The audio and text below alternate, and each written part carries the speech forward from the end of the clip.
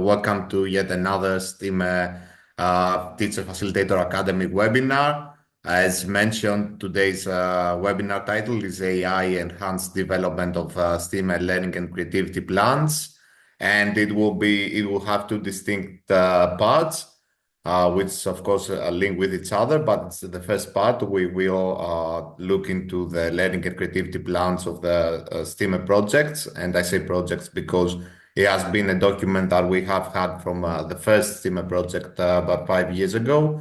And the second part, we will see how you as teachers can use artificial intelligence to boost your efficiency and creativity. And we'll see how this can be done within the scope of this webinar.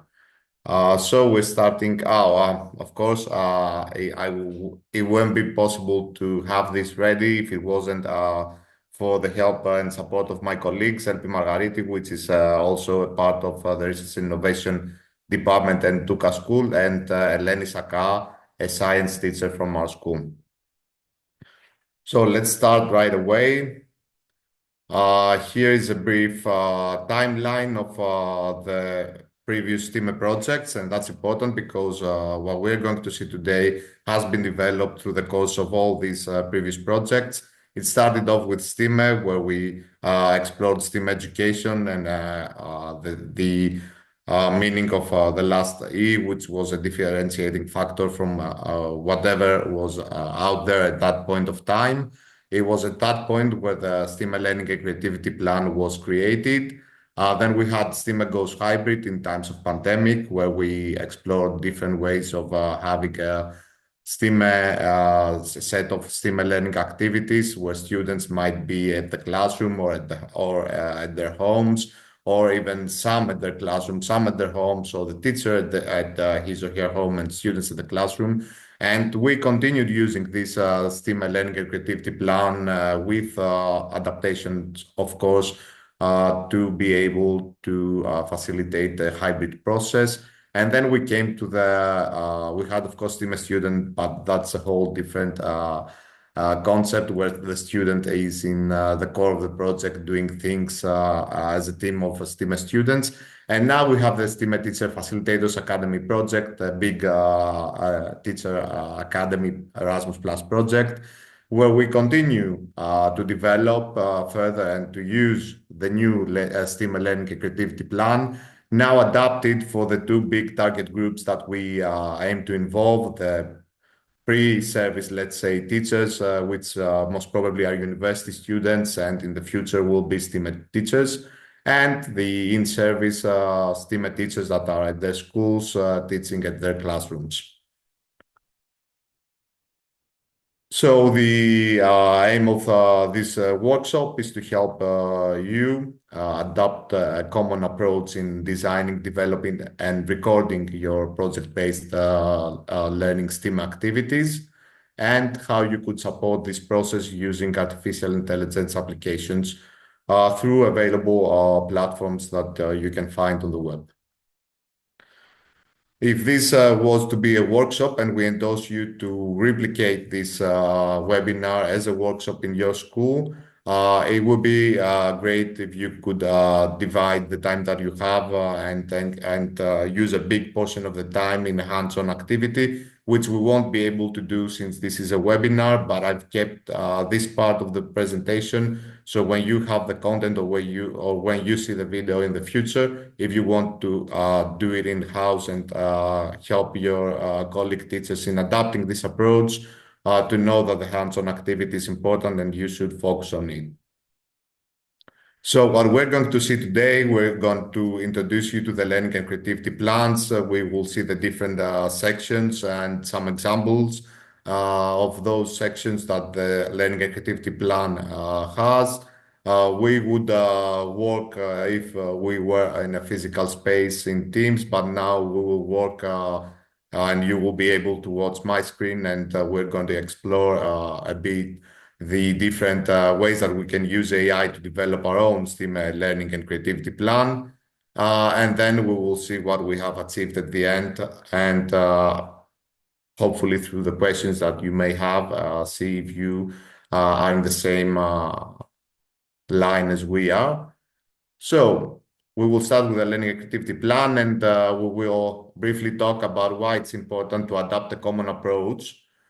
When we talk about STEAM, and this will come back many times, not only in this webinar, but also in previous and future webinars that this project has, when we talk about STEAM education, we consider as a very important factor that teachers collaborate with each other to develop an interdisciplinary set of learning activities where we have learning objectives from different subjects combined in one set of activities. So through a set of project-based learning activities, two or more teachers will be able to achieve the learning objectives that they have set, or to be more precise, that their curriculum or the national program has set for them.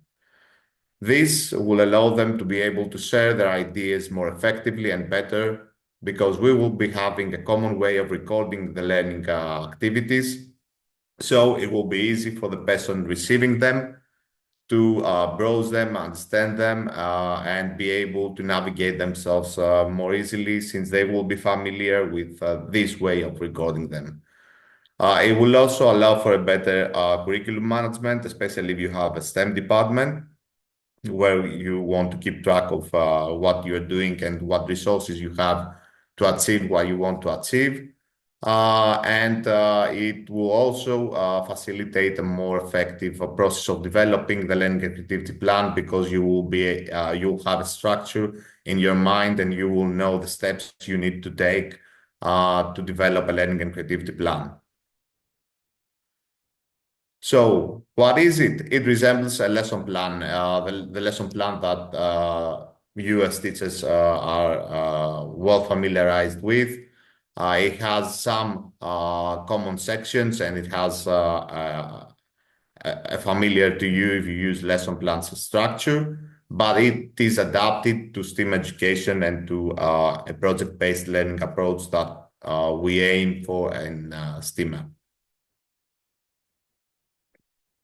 So if and when the STEAM learning and creativity plan is used appropriately, it will allow for a set of STEAM project-based learning activities that aim to achieve specific STEAM learning objectives to be described in a manner that will support implementation in the future or by another peer teacher. These are the main sections of a learning and creativity plan. We have the overview, we have the STEAM Academy framework, we have the objectives and methodologies, we have the preparation and means, and finally, we have the implementation section. Each section has some subsections, and the template itself guides you through these subsections and helps you so you know what this specific subsection is intended for.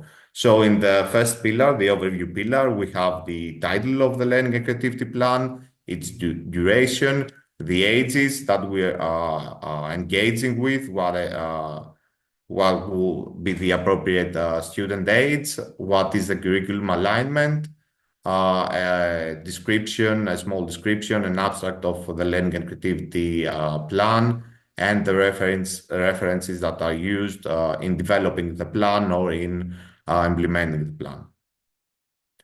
In the second pillar, we have the STEAM Academy framework. This is this is different than most lesson plans, because it does not exist, basically. So in this part, the template asks from you to describe what type of cooperation among teachers you had in developing and or in implementing the learning and creativity plan in the classroom, which, as we said, is something that we focus a lot on. Then we have the SEAL framework, which is a STEAM in Life framework, and we will see that later on when we delve into this specific section. And then we have the action plan formulation for this pillar. In the third pillar, we have the objectives and methodologies. Here, we list the learning goals and objectives that we wish to achieve through implementing this set of activities, the expected learning outcomes and results. We will see each one separately, so that's why I don't go into more depth at this stage. the prior knowledge that we asked for students to have when they engage themselves in the activities, and the motivation methodologies that we are using. In the fourth pillar, we have the preparation and means. How do we prepare the space if we're talking about a physical space, a classroom or a lab or so on? What resources and what tools are going to be used during the implementation of the activities or the preparation? And if there are such healthy and safety instructional concerns to be addressed. And finally, we have the pillar of implementation. Here we list the different phases that the set of activity encompasses. We talk about how to evaluate or assess the learning objectives that we have set in pillar number 3, and possibly some extensions that we suggest that might be done after the successful completion of the set of the proposed learning activities. So now let's go section by section and see what we're talking about. So we had, as we said, we have the first pillar, which is the overview. Here we ask about the title, the driving question or topic, what ages and grades this learning activity plan refers to, how much time we will need to implement it, and what's the number of activity that it encompasses. And then we talk about the curriculum alignment with the national, as we said, program or the curriculum that we are teaching. Then we talk about any possible contributions that we have had in developing it. Then we have the abstract or the synopsis, and then the references that we might have used. This is an example, a complete example. So here we have the title, what is refraction? Why does it differ between different material composition? What is the refraction index? And it's appropriate for ages 16, 18, or K10 to K12. It has a total duration of 135 minutes or 3 learning hours, 45-minute learning hours, and it encompasses 5 activities. Then we talk about the curriculum alignment, the references, as we said. The second section is the STEAM Academy framework. As we said here, we describe the type of collaboration that teachers had when developing the specific learning and creativity plan. Since we said we focus on the interdisciplinarity, we asked for more than one teacher from different subjects to elaborate and to design and develop the set of learning activities, and this set of learning activities should be able to achieve a set of learning objectives from both or more different STEAM subjects. Then we talk about STEAM in life. We won't get into much depth, but this is especially important for the last E of the STEAM, which stands for entrepreneurship, and how this set of activities might link to a specific real-life industry, since we endorse setting real-life problems to students when we ask from them to work on a project. And then about the action plan formulation. In this webinar, and due to the time frame that we have, we won't get into much depth on this, but you can later on either visit the video and pause the next slides, or get the content from the workshop, since this is also a project workshop. Here is the SEAL framework, STEAM in Life framework. We have 3 different stages. So you have the preparation, we have the formulation of the plan, and then the cooperation in a creative project for school students. So this is an example of this. We describe the cooperation of teachers, and then we describe the stages that this encompasses from the SEAL framework. In the third part, we have the objectives and methodologies. This is a very common part among all lesson plans, I would have to say. So here we ask from the teacher who is developing the learning and creativity plan to list the learning goals and objectives. So what knowledge, skills, and attitudes our students are going to acquire or improve during their engagement with the project-based learning activities that we propose. Then we talk about the learning outcomes and the expected results. Here, what we talk about verbs. So, for example, my students, after having successfully completed the set of learning activities, they will be able to identify uh, A or be able to explain B and so on. We and then talk about prior knowledge and prerequisites. So what do my students need to know before they come into the classroom and I engage them with this set of learning activities? It could be in terms of its subjects for subjects. So for example, they would need to know this part, this chapter, or this previous lessons in mathematics and in science in order for them to be able to successfully complete the activities that we propose. And then we talk about the methodologies, the strategies, the techniques that we're going to be using when teaching or facilitating better the learning of our students in the classroom. Again, as in the previous section, here's an example. We list the learning goals, then we talk about the learning outcomes and the expected results. For example, my students would be able to identify the effect of the change of index of refraction between air, water, and oil. They will be able to comprehend the visual effect due to the different refraction index between different materials and so on. What do they need to know? Basic science knowledge of grades K7 to K9. They should have been introduced to wavelength and frequency of light during its propagation, and they should have the basic geometry knowledge of grades K7 to K9. Of course, this would differ between different countries, different curriculums.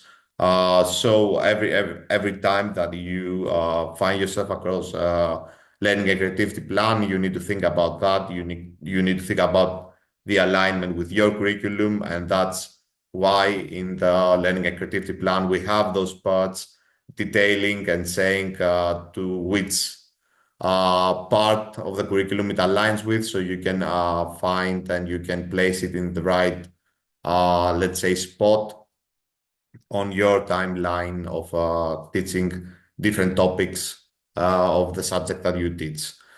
And then we have the motivation methodology and strategies, where again, as we said, we list the different strategies or methodologies that we're going to be using during our facilitating of learning of our students.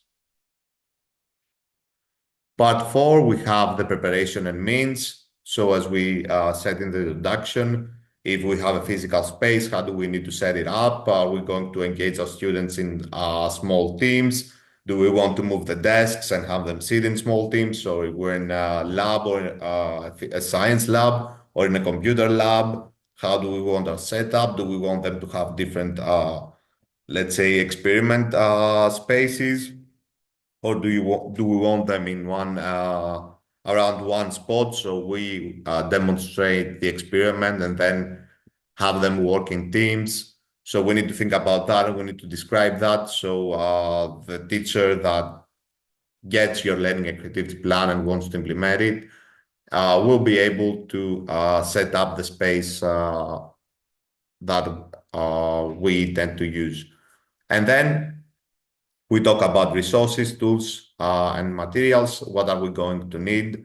Are we going, if we ask for them to do something, to construct something, then what exactly materials will we be needing? If we want to use some, let's say, technological infrastructure, for example, a projector or computers and so on, this is the place to list it so anyone knows what they will need to implement it, and if it is feasible in their school environment to have students engaged in this set of learning activities that the specific learning and creativity plan proposes. And of course, as we said, there's a space here if there are healthy and safety issues or repercussions that need to be taken. This is the spot where you need to record it, where the teacher uh, basically this is the section where the teacher must focus in preparing everything for the implementation of the learning and the learning activities. So here is where he or she needs to know if there are specific health and safety repercussions that he or she needs to take. This is an example again of how this section is supposed to be. So we have the preparation and means, what we need to have, how we need to set it up, which digital tools are going to be used, if any, how the space should be, and so on. And this is the last part. This is the implementation part. So this is basically where we describe the activities one by one, how much time each activity is designed to take, and how, if we're going to assess or evaluate the extent to which the learning objectives have been achieved, and then possible extensions that the teacher may consider in following up on the set of learning activities. Again, this is an example of such a part. So now we go to the second part of the workshop, which is how we use artificial intelligence to support the development of a learning and creativity plan. We take as an example a learning and creativity plan about the Newton's cradle, where we ask students to construct their own Newton cradles by giving them the equipment that they will need, and then how they could understand and talk about the specific, let's say, science phenomenon and the mathematics behind it, among others. So for this part of this webinar, we will be using and we will be trying different tools. This is a set of tools that you may use. There are many. So this is just an indicative set of tools. We have ChatGPT, we have the Magic School, we have AutoClassmate, EduAid, Perplexity, and Gemini that we suggest that you can test and you can see if any of them suits you. We're going to talk about the differences that they have and how we can pick at least from two distinct groups that we can group them all, which more suits you. So we have two types, two big teams of tools. We have the general generative AI platforms. The greatest, the most well-known example of it is ChatGPT, but we also have Perplexity, we have Gemini, we have many others. But this is a general generative AI platform, and we will see why we call this team of tools this way. And then we have the education-specific generative AI platforms. Magic School, EduAid are examples of this team of AI tools. What's the main difference? The one has been, it has an in-between, let's say, layer where it has been adapted to specific needs of the education sector, so it can better guide you into providing the optimal prompt in order to get what you want from the tool. So what it basically does is break down this prompt into different sections, similar to the sections that we have in the learning and creativity plan. And then you don't have to think from the beginning all the information that you need to input in your prompt, your question, so that you get a complete result. Do we need to think of everything beforehand? No. And we will see why. This is an example of an education-specific AI platform. We will go on the platform and we will see it and we will test it ourselves. This is this one, the auto classmate. And sorry, I didn't mention before that we also, for the Newton's Cradle, we can also use some simulators.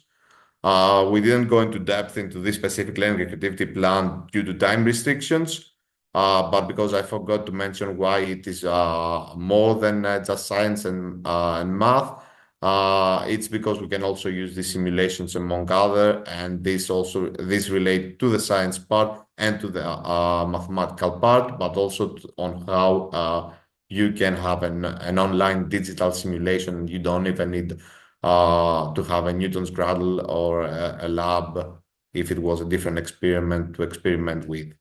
So let's go back. As we said, this is an education-specific AI platform, so we can see from the get-go that we have the different sections. I want to mention here that what we get as a result is a lot of times based on the same AI model. So this specific platform uses ChatGPT. So we get, in a sense, the information from the same source, but we have a different layer that will allow us to effectively ask the right question to get the result from the same source. So the underlying AI model might be the same, but the way we ask the prompt, we form the prompt is different. Here we have a grade level, so it asks us for what grade this is intended, what I want my students to learn. Here we're talking about the learning objectives or the desired learning outcomes. We can have some custom prompting. So if we want to add something, it should be here. It might be something specific. We might here ask, for example, it might be for students with specific special needs. So here this would be a custom prompt, and we could add it here along with any other restrictions or parameters that we have in our environment. Then we're talking about the content area, which subject this refers to. This for us would be STEAME, but also we could write it subject differently or just include the subjects that we have in our mind that we want to implicate in this learning activity plan, because STEAME does not mean we have all letters, all subjects in one set of learning activities. It might be 3 or 4 of them. So here is where we say which subject our intended learning activity plan to be developed refers to. Then we have some educational standards that we may use. It could be in the National Baccalaureate or the US system and so on.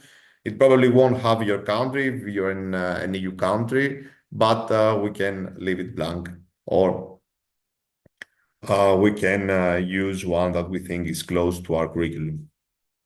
And then, of course, the lesson plan title that we want to develop. If we get the learning objectives that we have for the Newton's Cradle, and that's why we chose a specific learning activity plan to use as the basis of experimenting, we take the learning objectives, we copy paste them on what I want my students to learn, the title, it's STEAM, it's for K7, and we ask them to generate a learning and creativity plan. And this is the result. And if we had time and you could compare the learning and creativity plan that was developed by people, by teachers, with the learning and creativity plan that was developed by this platform, and to an extent by ChatGPT, the underlying AI model, you would see that they're almost the same. So again, the idea is for students to construct the Newton's Cradle, to test it, to play with it, to observe, and to come up with their own conclusions before they come back and present what they have noticed while experiment with it, and what the outcomes were of their project. So here we had these phases in the learning activity plan. The question is was it similar to what we developed? The answer, I already said it. It's yes, it's almost the same. And with this QR code, you can see what result we got, which is this, but you could also access it through here. Then we go into the different big team of AI tools, the general AI platforms, as we call them for the purposes of this webinar, so we can differentiate between them. I chose to use Perplexity, and before I didn't use the Magic School because ChatGPT and Magic School are maybe the most well-known from its category. So I went to the second one. So you would be able to see an example, hopefully different from what you use. So we again got the learning objectives, and intentionally I left some things outside so we could see what happens if we're not capable by ourselves from the get-go to pose the correct question, the best prompt to get what we want from the AI. So I get a result back. Again, it's very close, very similar to what was developed by human. And we got these phases, very similar to what we got from the education-specific platform. And now we have a similar result from the general AI platform. Here is a comparison between them. It doesn't, there's not much difference if you get to the essence of it, which there's no point of doing right now. Now going back to a question that I kind of planted the seed a few slides back. What happens if I don't get it right from the first time, and if I see the spots missing or it's not perfectly aligned with what I had in mind and what I wanted? Then we continue giving prompts. We add things. So, for example, okay, you gave it back to me, but I see that there's no assessment method. Provide me with one. Give me an idea, and so on. We can add things. I think it's very important to mention, and that is the belief of our team. It's not absolute, but this is the best suggestion that we might have for you. Do not take it as it is from an AI platform. Always take the idea, it's perfect for brainstorming, but then make it your own, go into depth. It's not yet perfect, so we need to cross-check everything, and we need to use our critical thinking and adapt it to our needs if it's not, as we get it from the machine.